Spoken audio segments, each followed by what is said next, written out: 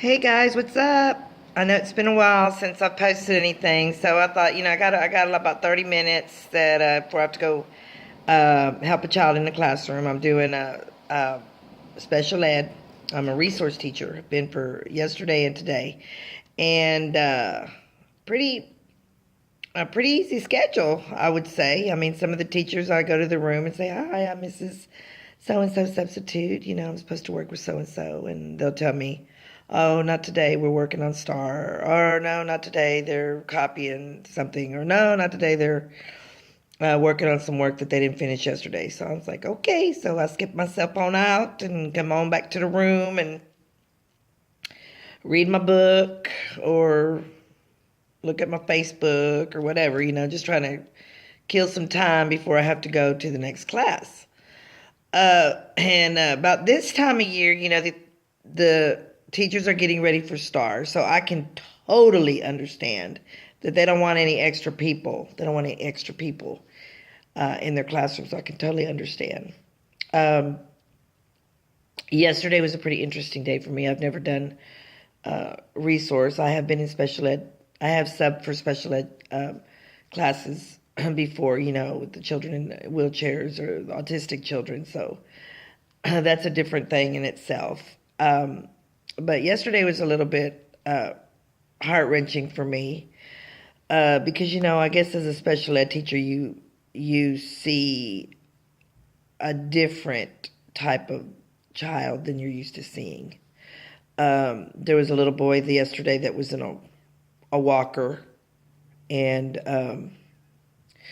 you could tell he had developmental problems. His speech he was a third grader, couldn't understand a single word that child said. I tried really, really hard and would ask him, "Excuse me, baby, what did you say?" And thank God there was another teacher in the room with me that kind of understood what he was saying, but things like that. And he was such a lovely, lovely disposition on this child, smiling, laughing. So that kind of made me feel good that this child has this type of outlook about life. Because I know as an adult, as adults, we don't sometimes, and this child has all these hurdles that he has to overcome on a daily, hourly basis, and is happy, smiling, pleasant, and willing to learn and trying to learn, And sometimes you can't even get that out of the average student, much less a student that is academically challenged. So that was one. Another one was a little boy, older student, who's a fourth grader, and I went to go pick him up. And at first, I didn't notice this. But as he was sitting down at the table with two other children from his class, I was helping him with math. I noticed that his little right arm was missing, like from the elbow down. And I hadn't really noticed it because he was kind of keeping his hand, down to where you couldn't really see. And it wasn't until he brought it up and rested it on the table that I noticed. And it kind of shocked me at first. And I think he saw the look on my face, and I didn't mean for him to see that, but it just shocked me because I wasn't expecting that, Usually when somebody brings their arm up, you're expecting to see the whole arm and not half of the arm. And I could tell he was a little self-conscious, and I didn't say anything. It's like, I wanted to ask him so bad, what happened to your arm, baby?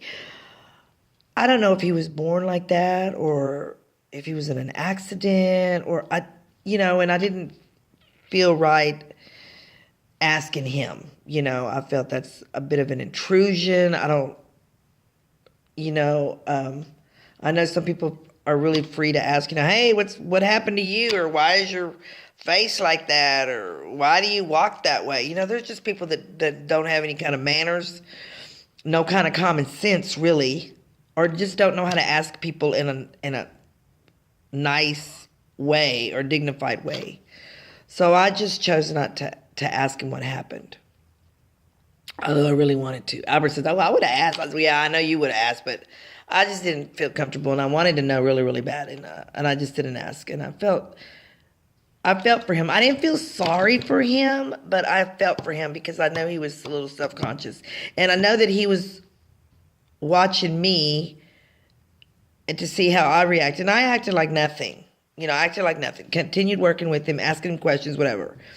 A sweet child, and he just, here's another child that has to deal with this disability on a daily basis. And he has to deal with people staring at him and wanting to ask him what happened. And I'm sure people ask him. And I just, on my way home, I just thanked God that my child was born normal. Thank you, Jesus. I mean, whatever normal is. Normal in my eyes, in his dad's eyes. I mean, he's not perfect. No one is. But just that our child doesn't have to deal with a disability like that on a daily basis. And it really opens your eyes, and you just want to just tell these kids, look what your classmates are going through. Look what they're going through. And you don't want to do any work. You don't want to do this. You don't want to do that. You want to back talk. You want to be sarcastic. Get thrown out of the room. Here's these kids trying to live they're surviving, for lack of a better word. So anyway, that was my day yesterday. Today is a little bit better. I'm going to see my little walker in a couple of hours, and I'm going to see the other little boy towards the end of school. So that's something that I'm looking forward to. So it's been a pretty low-key day so far. I worked the rodeo the other day. Rodeo was crazy on last Monday when Garth Brooks opened, or Tuesday, I'm sorry. Crazy, crazy, crazy. But I loved it, and it was worthwhile. And I finally got to see him perform, and he's just a wonderful, wonderful performer. He's a showman for sure. Gave, the crowd what they wanted. Then I worked, Monday. I worked this past Monday. Wasn't feeling too well, and I had to leave early, which I really hated to do. But, when you don't feel well, you don't feel well. And I'm the type of person that you can kind of see it on my face. You can see it on my body, like, oh, you don't feel, oh, what's wrong with you? I'm not smiling and hi, how are you? I just wasn't feeling it that night, so I had to leave. So, spring break is coming up, and looking forward to that. But, so once again, we'll be at the rodeo during spring break, and I'll be working a show, and it's exciting. I love rodeo time. I love it, Let me tell you about a couple of things that I've noticed at the rodeo. I've noticed, ladies, what the hell are you doing wearing sandals and flip-flops? What the hell? No. Boots. And not just any kind of boots. Cowboy boots. Or tennis shoes. Is your best bet. I've seen ladies in heels.